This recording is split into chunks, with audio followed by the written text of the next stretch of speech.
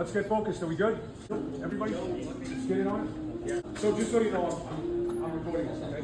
If I'm talking, everybody, try not to talk yourself, okay? If you don't mind. Let's get in the moment here. So right now we're talking about the architect's ruler. And I know some of you are still learning the standard ruler. So what I'm doing is I'm creating a goal, student goal for us, okay? I want you people to tell me how long do you think it might take you? Will it take you one term or will it take you 2 terms to master reading the imperial ruler and the architect's ruler? So 1 week. 1 week? 1 week. 1 week. So you all think within one grade period, do you think by the end of 1 term, I could give you a test and you would all get 100 on it? Yep. 50%. Does anyone think that's too short of a time? So the architect's ruler, okay? Just like it says here. And what does it say? What does it say? The architect's ruler, our architect's scale, is a specialized tool with multiple scales. So if you look at this tool, you've got several different scales on it. Where's the box of the ruler so I can have one? Right here. Hey, so everybody has one of these in their hand right now? We good? Yeah. We all have one? Yeah. Okay. So the architect's ruler, scale. So it says right there, it's going to have multiple scales that allow you to measure and draw scale drawings represented by real-world dimensions. What do they mean by real-world dimensions? Full scale, right? Full scale. Real-world dimension. And then you bring it down to a reduced size. Okay? Stopping there. First thing you have to do when you're doing this, you have to identify what scale you're building in, right? So let's all look at the ruler. I'm looking for the first indicator on the ruler, and we're going to go to the imperial ruler. So you're looking for a 16 on the far left. So turn this thing around, flip it around until you're reading the ruler where there's a 16 on the far left. And then there's a standard imperial ruler, 1 through 12. Does everybody see that? This one? Oh yeah, this one. Does everybody see it? Yeah. Does anybody not? If you don't, raise your hand, I'll come around. Come around. You guys are talking while I'm working here. If you don't mind, okay? I know some of you find it easy, but let's stay focused, okay? So you should all see that. We all see it? Yes? Yeah. We all see it? Yes. That is the standard imperial ruler. Yep. Okay. Now, let's roll it over. So roll it away from you. And you should see 1 inch on one side and a ½ inch on the other side. 1 inch is on the left, a ½ inch is on the right. You all see that? Yeah. Okay. So where it says 1 inch, come over and you'll slide over from the 1 inch indicator, slide over towards the right. You're going to see a 0. You see the 0? You see the 0? You see the 0? That's if we're measuring in inches. All right. From that 0, slide over to the right. You'll see a 20. You see the 20? We ignore that because notice from the 0 to 20 is only a ½ of an inch. So that comes into play when we go from the ½ inch scale back the other way. Does that make sense? Take your time and look at it. Does that make sense? It should be the same. Get back on track. Are you all with me now? You have the architect's ruler. I got it. Look at 16, standard ruler. Roll it over 1 time. 1 inch. Yes? Yes.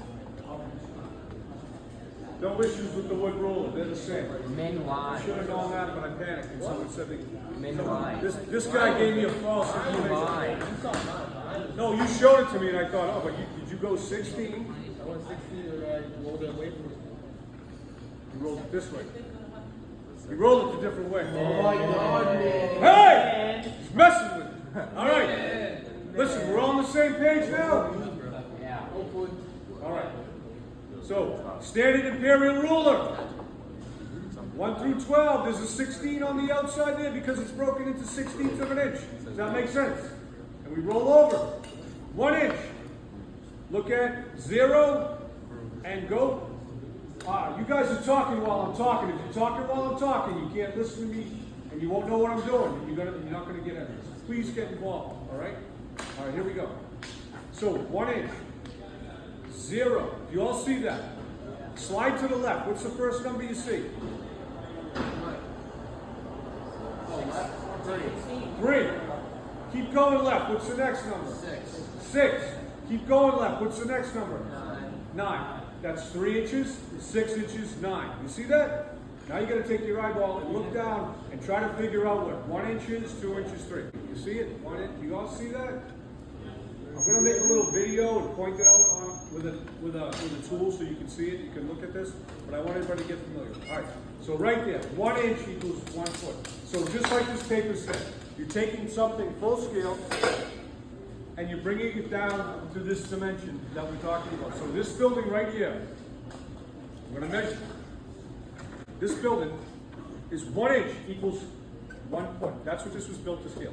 You all see this? If you guys want to come up and get closer, you can. But if you, and I want you to look at this while it's sitting around the shop. Get yourself familiar with it. I have it all drawn out. I have the scale drawn here down in front of it, so you can see how big the building is. Okay, 28 feet. All right, all right. So this building, in scale, if I went out to measure it at the job site, it would be 28 feet this way. And then I go this way, and it's 22 feet. So this building is an actual full-size building built to 1 inch equals a foot scale. Everyone good with that? All right.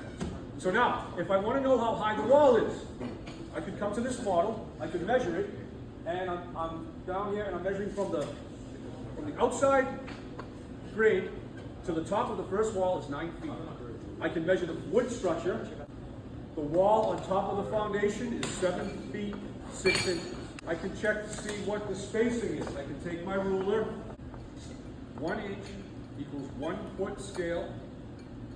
Right there. I'm going to go from the first. So I'm going to go from 0 to the right and find the 1. Can you all do that for me? Look at the 1 inch scale. Go to 0. Move right. You'll see 20. Ignore that because that's coming back the other direction. This is where people get a little confused. Yeah. Not right now, if you don't mind. All right, 0 to 1, okay? That's 1 foot. So, if I want 16 inches, I go from 0 to 1, then I go left, back 4 inches. That's going to give me 16 inches. And I'm sure some of you have no idea what I'm talking about, but by the end of this you will, okay? Now I can come over to the building. This guy's sitting right here. Is that 16 inches from the center of that stud to the center of that stud? Is that 16 inches? And can you see how and why? 1. That's 1 foot. That's 12 inches. 13, 14, 15, 16. Is that 16 inches now? Yeah. Yes, right? Yes. Okay. Now, everybody, let's go outside. This is the building you're going to do. All right? So we're building that. You are building this, okay? And what this is a shed. It has 2 girders on the bottom. It has a floor assembly, floor wall assembly, a door opening with a header, a truss roof system for the complete frame, okay? So you're going to learn what a wall stud is, what a corner stud is, what a jack stud is, what a king stud is, what a header is, what a top plate is, what a double top plate is, what a bottom plate is, what a floor joist is, what a rim joist is, what a band joist is, what a girder. You get it? Get it. You're going to learn all that. We're flying. So this, you're going to learn the language, and you're going to learn how to scale it, and what the order of assembly is. Okay. So I'm going to measure this down. The wall. This was built to 1.5 inches equals a foot. Let's look at this. You see it? So I'm going to take my scale. 1.5 inches equals a foot. I'm going to find that on my scale. If you all turn your ruler around and find it, 1.5 inches. I'm going to measure right here. So you take the scale. You start at 0. We measure up 1, 2, 3, 4, 5. I'm going to put a mark at 5 because all I can go up to is 5. Move over to 0 again. 6, 7, 8. 8 feet is the wall height. Okay? Good? Now, on your piece of paper, if you want, on the bottom, if you want to do a little math with me, turn it over on the back. This measures 15 inches. So how long is that building, everybody? If it's 1.5 inches equals a foot, Mr. McMillan, you with us? 1.5 inches equals a foot. And this is 15 inches. Can anyone tell me how long this is? What is 1.5 inches times 10? 15, isn't it? 15, okay? So it might start clicking for you now, okay? Now what we're going to do, we're going to go up, this is the building, and it's 10 feet. And I go this way, it measures 12 inches, so how big is that, Nick? I'll put you on the spot. 8, okay? We good? So that building is 8 feet by 10 feet. Now let's go out. I want you to see this. And now we're going to go out and see the actual building. We have time, right? Yeah. I don't know. I think. Let's go out and look at the actual building. Oh my God, Mr. Brick, you're so cool. There we go, everybody. So let's go outside, check out the building. And in your mind's eye, you should see the scale building that is on the bench in there, and you'll see how the difference. So right down the stairs, everybody. We're going to walk right over to it. We're going to walk right over. We need you to come. You You guys, you got the flip-flops on. We gotta get some boots. You guys got boots? What's the bathroom? You guys own boots? Unfortunately, no. No, unfortunately. How about closed-toe shoes? Can I rent some Hey, boots why from do you guys, Chesterburg? why do you guys need to go to the...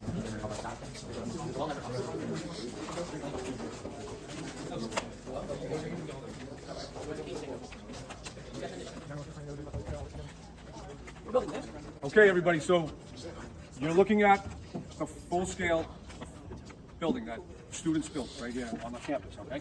We're building it? Eventually, you'll build one of these, yes. So how it goes is carpentry 1, you're gonna build, you're gonna draw and build the scale building. And then in carpentry 2, you're gonna come in and we're gonna build full scale, all right? We might even get to this year with carpentry 1, I don't know. But you see it's 8 feet. You see that it's 8 feet? And it's a little longer than 8 feet because the structure in there, the frame is 8 feet, but then you add the sheathing and the trim, and it grows out a little bit. Get it? Yeah. So the skeleton is 8 feet by 10 feet. If I go this way, come down from the back. Can you guys come over and see this? I want everyone to take a peek at this. You'll see it's 10 feet and 3 inches. And it's 10 feet and 3 inches because the frame is 10 feet, and then when you add up the plywood and the finished trim, it ends up outside finished dimension at 10 feet 3 inches. All right? Now you look up here. Over there's too far. When you do your scale, you're going to see that we have a little bit of what's called an overhang, and this is the soffit. These are terms you're going to learn. This is a soffit, this is a fascia, and this is a rake. Rake trim, fascia, soffit. Corner trim, door casing. Good? This is made of plywood, and it's spaced out at 8 inches. It's supposed to look like an 8-inch board that's been butted up against another one. All right, so this is plywood. It acts as the skin, and we don't have to put siding on it. We can paint it. So it saves a step. And this material is called Texture 111, T111. Again, all things you're going to get familiar with. This is an exterior plywood, and what makes it exterior is the glue. Interior plywood is different than exterior, basically because of the glue. If the glue gets wet in interior, it will delaminate. Exterior glue will hold up to moisture and stay together, okay? Again, all stuff you're going to learn as we move along. But can you all see the scale now? Yes. Can you picture that? There's the bell.